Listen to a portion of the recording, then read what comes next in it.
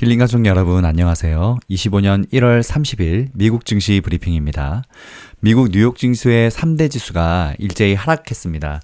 미국 연방준비제도가 앞서 예고한 대로 지난해 9월에 개시한 통화 완화 사이클을 중단하면서 투자 심리가 위축됐는데요.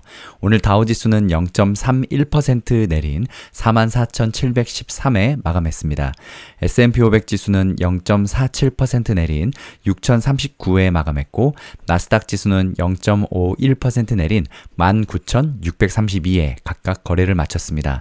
필라델피아 반도체 지수 오늘 살짝 올랐습니다. 0.23% 오른 4,918을 기록했고 AI 반도체 지수는 0.28% 내린 1,128을 기록했습니다. 이에 따라서 뉴욕 주식시장 변동성 지수, 일명 공포지수로 불리우는 VIX는 0.91% 오른 16.56을 기록했습니다. 오늘의 증시 포인트는 페드의 기준금리 결정인데요. 페드는 올해 처음 열린 연방공개시장위원회 FOMC 경례회의에서 연방기금금리를 연 4.25에서 4.5%로 동결하기로 만장일치 결정했습니다. 지난해 9월 5.25에서 5.5%였던 금리를 2년 반 만에 0.5%포인트 내리면서 통화 완화에 착수하기 시작해 11월과 12월 각각 0.25%포인트씩 추가로 낮추면서 3연속 인하에 나선 뒤에 첫 동결 조치인데요. 미국 연준의 이번 결정으로 현재의 한국과 미국 간의 금리차는 상단 기준으로 1.5%포인트로 유지됐습니다. 한국은행 금융통화위원회는 지난 16일에 열린 새해 첫 통화정책 방향회의에서 최근에 계속 오르고 있는 원달러 환율 등을 고려해서 기준금리를 동결한 바 있습니다. 오늘 제롬 파월 페드 의장은 FOMC 직후 열린 기자회견에서 현재 기준금리가 상당히 덜 제약적이라면서 정책과 경제가 정말 좋은 상태에 놓여 있어서 통화정책 조정을 위해서 서두를 필요가 없다고 말했습니다. 지난 23일 도널드 트럼프 미국 대통령의 공개적인 금리 인하 요구와 관련해서는 논평 자체가 부적절하다며 대통령과 접촉을 하지 않았다고 밝혔습니다.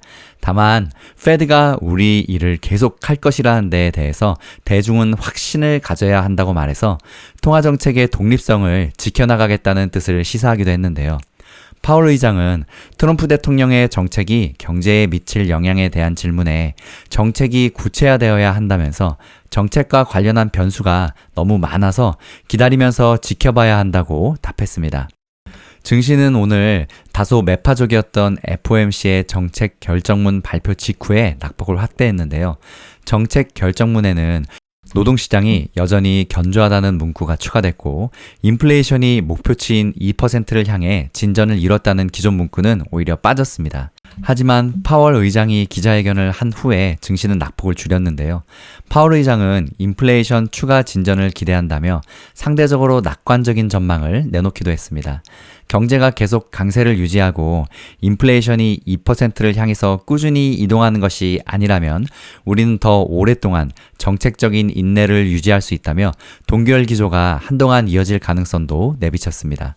트럼프 대통령 정책으로 인해서 경제 불확실성이 높아졌다는 평가도 내렸는데요. 파월 의장은 통상 경제 예측은 한두 달을 넘어서는 것은 정말 어렵다며 관세와 이민, 재정정책, 규제정책이란 4가지 영역에서 상당한 정책 변화가 있었기 때문에 지금은 불확실성이 다소 높아진 상태라고 말했습니다. 한편 파월 의장이 가상자산에 대한 의견도 내놓았는데요. 연준의 역할은 은행을 모니터링하는 것이라면서 혁신을 반대하지는 않는다는 입장을 밝혔습니다.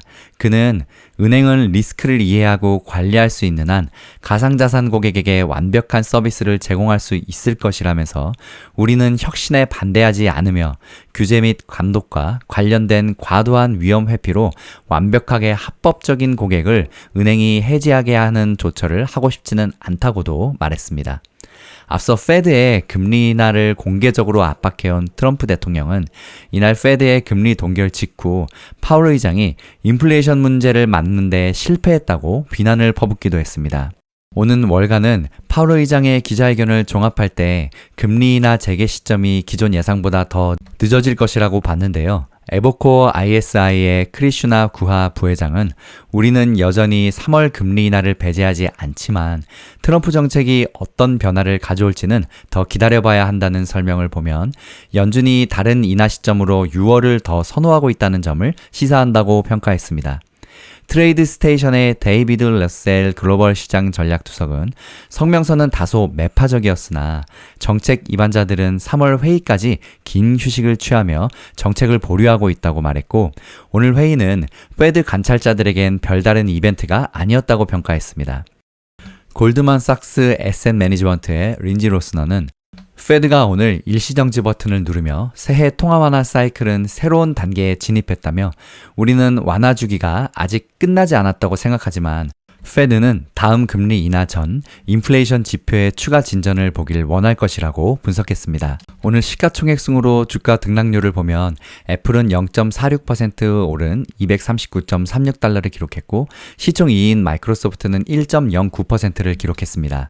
하지만 장 마감 후 실적 발표 후에 지금 애프터장에서 5.73% 폭락하고 있는데요.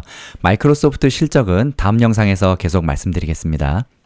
다음 시총 3위인 엔비디아는 오늘 다시 또 4.1% 급락하면서 123.7달러를 기록했습니다. 오늘 엔비디아는 트럼프 2기 행정부의 대중국 반도체 수출 통제 강화 전망도 투심을 압박했는데요. 이날 하워드 루트닉 상무부 장관 지명자는 상원 인사청문회에 출석해서 중국은 엔비디아 반도체를 엄청나게 샀고 수출 통제 우회 방법을 찾았다며 우리는 우리의 혁신을 장려해야 하고 중국을 도와주는 것을 멈춰야 한다고 말했습니다. 이에 따라서 오늘 엔비디아가 더 급락했습니다. 시총 4위인 아마존은 0.45% 소폭 하락했고 그 다음 구글은 0.06% 아주 소폭 올랐습니다. 메타는 0.32%로 마감했는데 메타도 좀 전에 실적 발표를 해서 6% 가까이 올랐다가 지금 다시 2% 가까이 상승 마감하고 있는데요. 메타 실적 역시 다음 영장에서 계속 이어가겠습니다. 그리고 테슬라는 2.26% 하락 마감했는데 테슬라 역시 오늘 실적 발표를 해서 5.5%까지 하락했다가 지금 다시 5% 이상 오히려 반등하고 있거든요. 테슬라 실적도 다음 영상에서 다시 말씀드리겠습니다.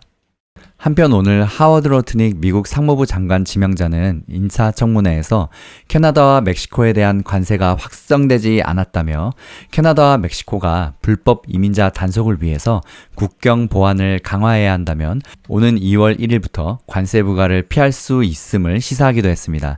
이와 함께 미국의 원유 재고가 늘어난 점도 유가에는 하방 압력으로 작용했는데요. 미국 에너지정보청은 지난 24일 기준 상업용 원유 재고가 4억 1,510만 배럴로 전주 대비 350만 배럴 증가했다고 발표했습니다. 당초 시장에서는 320만 배럴 증가를 예상한 바 있습니다. 서부 텍사스산 원유 WTI는 전일보다 1.16% 내린 배럴당 72.62달러로 올해 들어서 최저 수준을 기록했습니다. 글로벌 원유 가격 벤치마크인 브렌트유는 전일 대비 1.2% 하락한 배럴당 76.58달러에 장을 마쳤습니다.